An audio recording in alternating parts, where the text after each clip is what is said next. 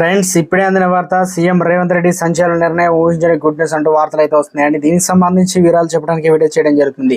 చాలా మంది వీడియోస్ ఉన్నారు కానీ సబ్స్క్రైబ్ చేసుకొని మర్చిపోతున్నారని దయచేసి ఛానల్ సబ్స్క్రైబ్ చేసుకుని బెల్ ఐకాన్ ఆల్ మీద ట్యాప్ చేయండి. ఇటువంటి ఇంపార్టెంట్ ఇన్ఫర్మేషన్ మీ ఫోన్ నోటిఫికేషన్ రూపంలో వస్తుందండి.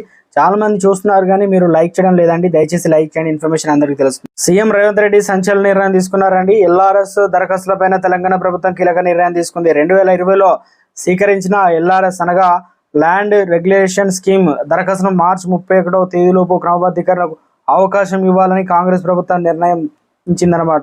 ఇక లేఅవుట్లు క్రమబద్ధీకరణ చేసుకునేందుకు వీలుగా కల్పించింది. దాంతో 20 లక్షల మందికి ప్రయోజనం చేకూరింది. దేవాలయ వక్ఫ్ భూములు కావచ్చు, ఇక ప్రభుత్వ భూములు, కోర్టు ఆదేశాల్లో ఉన్న భూములు తప్ప ఇతర భూములు రెగ్యులేషన్కు అడ్డంకులు తొలగినట్లయింది. లేఅవుట్లు భూములను క్రమబద్ధీకరణ చేసుకునేందుకు గతంలో వేరస్ ప్రభుత్వం ఎల్ఆర్ఎస్ విధానాన్ని తీసుకువచ్చింది. ఇక వారికి క్రమబద్ధీకరించేందుకు సర్కార్ అయితే ఛాన్స్ ఇచ్చింది. గతంలో బీఆర్ఎస్ ప్రభుత్వం తీసుకొచ్చిన ఎల్ఆర్ఎస్ వల్ల స్థానిక సంస్థల ఆదాయం సమకూరుకుంది. అనగా అనుమతి లేకుండా చేసిన లేఅవుట్లు కొనుగోలు చేసిన వారికి క్రమబద్ధీకరించేందుకు సర్కారు మరోసారి అవకాశం కల్పించింది.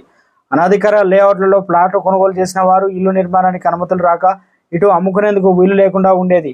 ఈ క్రమంలో ఆ లేఅవుట్లు ఉన్న ప్లాట్లను క్రమబద్ధీకరించడానికి గత ప్రభుత్వం ఎల్ఆర్ఎస్ స్కీమ్ తీసుకొచ్చింది. అప్పటికే కేసీఆర్ ప్రభుత్వం ఎల్ఆర్ఎస్ స్కీము ప్రకటించడంతో రాష్ట్ర వ్యాప్తంగా లక్షల దరఖాస్తులు వచ్చాయి.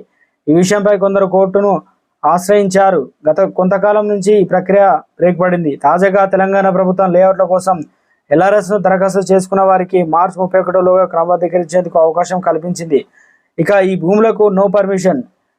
ఎల్ఆర్ఎస్కు దరఖాస్తు చేసుకునేందుకు ప్రభుత్వ అసైన్ కావచ్చు, దేవాదాయ భూములు, వక్ఫ్ భూములు, చెరువు శీకం భూముల్లో ఉన్న లేఅవుట్లకు అనుమతి ఇవ్వకూడదని వాటిని స్కీమ్లో నుంచి తొలగించారు. కోర్టు కేసులో ఉన్న భూములకు సైతం ఎల్ఆర్ఎస్ క్రమబద్ధీకరణకు అనుమతించలేదు.